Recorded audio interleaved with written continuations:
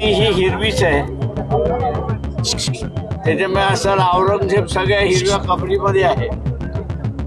आणि तिथेच असताना प्रत्येक जण आपल्या पूर्वजांना दफन करत असतो. त्याच्यामुळे त्यांनी नवीन काय मांडलेलं नाही. ते हिरव्या कपड्याच्या बाजूलाच दफन असतो नातेवाईकांचा. औरंगजेब के फोटो रखने के लिए और औरंगजेब के स्टेटस रखने के लिए मुसलमान नौजवानों को गिरफ्तार कर रहे थे, तब वो अली जनाब प्रकाश अंबेडकर थे जो औरंगजेब के मजहर पे गए और उन्होंने बोला कि हाँ मैं औरंगजेब के मजहर पे गया. बच्चों को नौजवानों को अरेस्ट करने से पहले तुम में दम है तो मेरे को हाथ लगा के.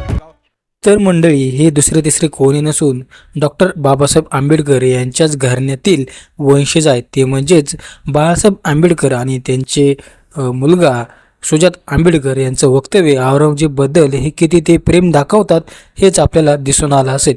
औरंगजेबाच्या कबरीवर जाऊन बाळासाहेब आंबेडकर यांनी हिंदूंच्या मनामध्ये द्वेष निर्माण केला आणि आता काल झालेले डॉक्टर बाबासाहेब आंबेडकर यांच्या भीम जयंतीला देखील गालबोट लागलेलं इथं आपल्याला पाहायला मिळालं असेल.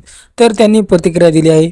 औरंगजेब हा शेती देखील हिरवी आहे, तो लोकांच्या मनामध्ये आहे असं वादग्रस्त विधान केलं आहे. आता डॉक्टर बाबासाहेब आंबेडकर यांच्या जयंतीमध्ये छत्रपती संभाजीनगर येथे एक रॅलीमध्ये आणि कुठेतरी जयंती सुरू असताना औरंगजेब यांचे फोटो घेऊन तो एक भीमसैनिक आणि एक मुस्लिम सैनिक नाचत होता.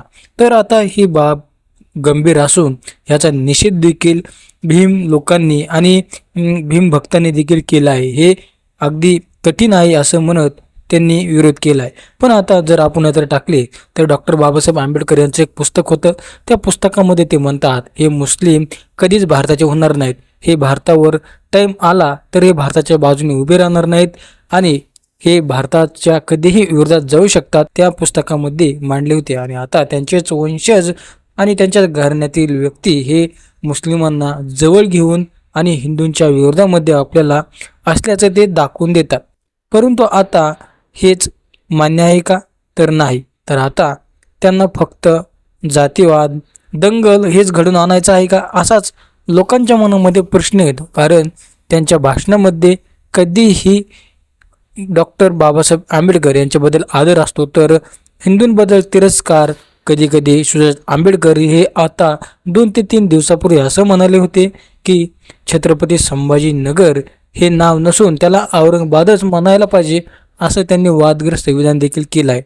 परंतु ते कशा आधारे म्हणतात? नेमकं त्यांना बँक वोट पाहिजे का असा देखील प्रश्न पडतो. परंतु हे मात्र आता गंभीररित्या घेतलं पाहिजे, कारण आता हे खूप कठीण आहे असं आपल्याला म्हणायला काही हरकत नाही. तर मंडळी, तुमची यावरती काय प्रतिक्रिया आहे कमेंट सेक्शनमध्ये नक्की कळवा आणि लोकसंग्रह यूट्यूब चॅनल सबस्क्राईब केलं असेल तर सबस्क्राईब नक्की